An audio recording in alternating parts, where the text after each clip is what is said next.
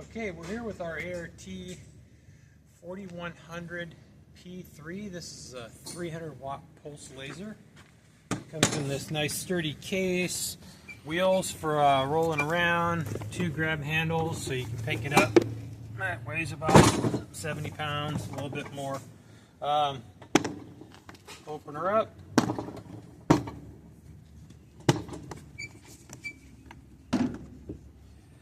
So, it's going to come with, looks like 5 replacement lenses, lens cleaners, lens wipes.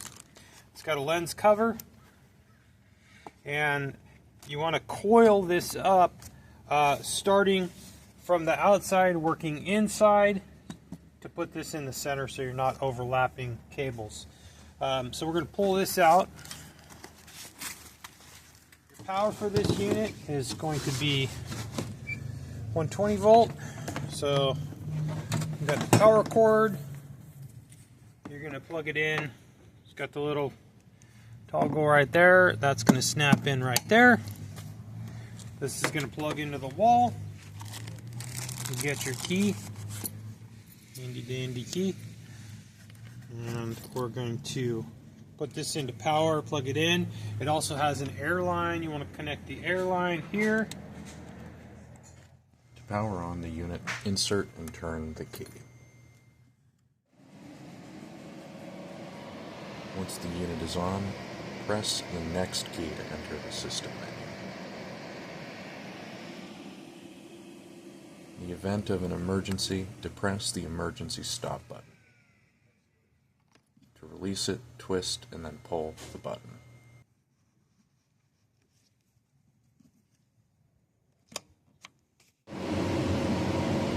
Here's a quick breakdown of the 4100P3's system menu. Top left, you're going to have your presets. This is what you're going to be picking from most of the time. Each preset is going to come with different parameters already attached to it. Power, frequency, pulse time in the bottom left. Here in the middle, we've got all of the other characteristics, including the ability to change the pattern. Some of these patterns are going to have more characteristics than others. The line has very little to configure. It's a straight line. The spiral that we were on is going to have a lot more to configure. Every time that you change your parameters, it's going to save to that preset. So if you're in Paint and you change any of these characteristics, it's going to save that as your Paint preset. For example, we're on the Paint preset right now. If we wanted to change the scan width and scan height to 60, which I'm going to do now, this is going to save to that preset. So if I go to rust cleaning and back to paint, you can see that it's saved the adjustment that I made to 60. So once you have these set up for the material the way you like it, they're going to stay set up. The main tab is going to be for changing pattern characteristics. The method tab is going to let you change your power, frequency, and pulse time. The equipment tab contains more advanced equipment settings. I wouldn't mess with these unless you know what you're doing. Once you've got the characteristics you want set up and you're ready to start using the laser, you're going to hit enter on the bottom, and hitting that check mark will engage the air and set you up to use the laser. Always wear your laser safety glasses that come with it. I like the hood, just it gives the added protection, and I can wear my readers underneath this, so that's why I'm using the hood constantly. But make sure you're wearing your safety glasses. Make sure you take all the safety precautions. This is the auxiliary safety button. Once you've pressed it and it's turned green, you're good to go.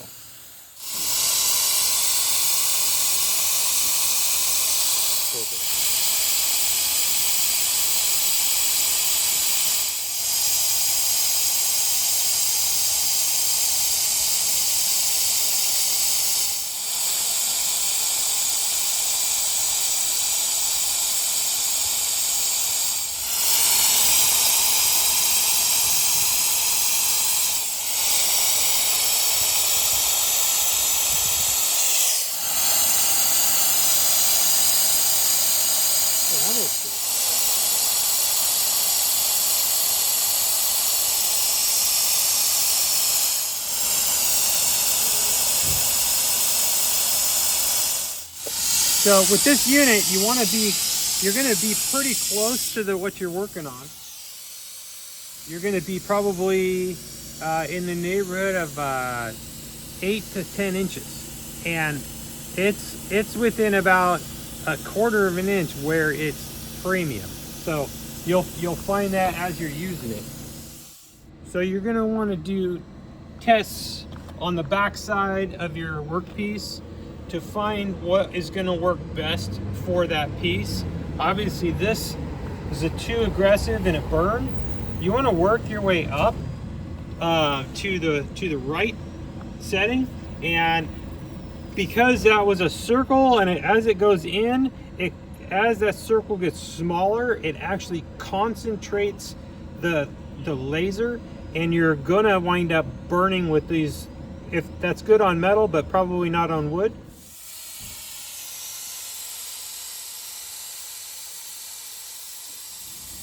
So the distance of the tool from the workpiece, it's very important. You could see how the light was bright and cutting through, and then as I pulled back, you couldn't see the light anymore. So this is a lot like a magnifying glass using the sun to burn something. There's that sweet spot of distance, which is what you're looking for when you're using a system like this. So this one's about in that anywhere from 8 to 10 to 12 inches, and you just need to find it, and it's based on the outputs that you've put into the system. We're going to switch to rust. We're going to do this. You see we switched to rust and it's at 100%. We're going to save that one. So now we're at 100%. Our frequency is preset to 230. So these are presets and they are adjustable, and once you adjust them, they're going to be saved in there. So make notes of the existing settings, and then make notes what settings work best for the different things that you're using.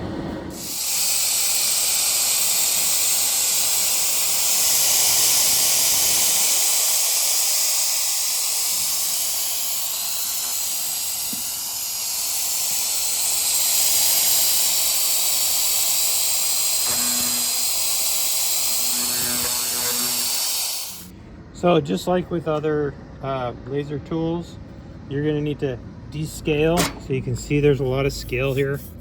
So you're going to have to remove some rust, come in, do some descaling.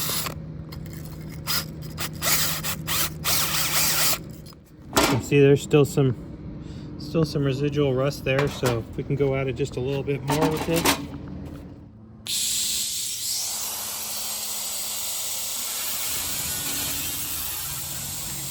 And you can see when it's really burning, that's really where you're at the sweet spot with your distance.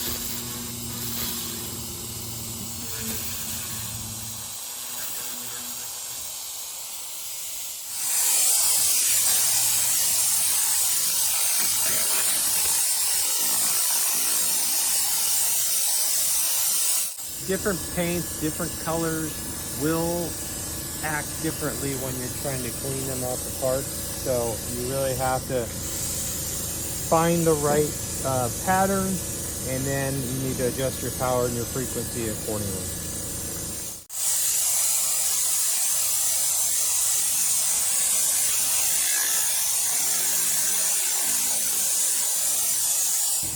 Okay, so for any other instructions, refer to the manual. Obviously, all of the settings are adjustable on these machines, and get cleaning.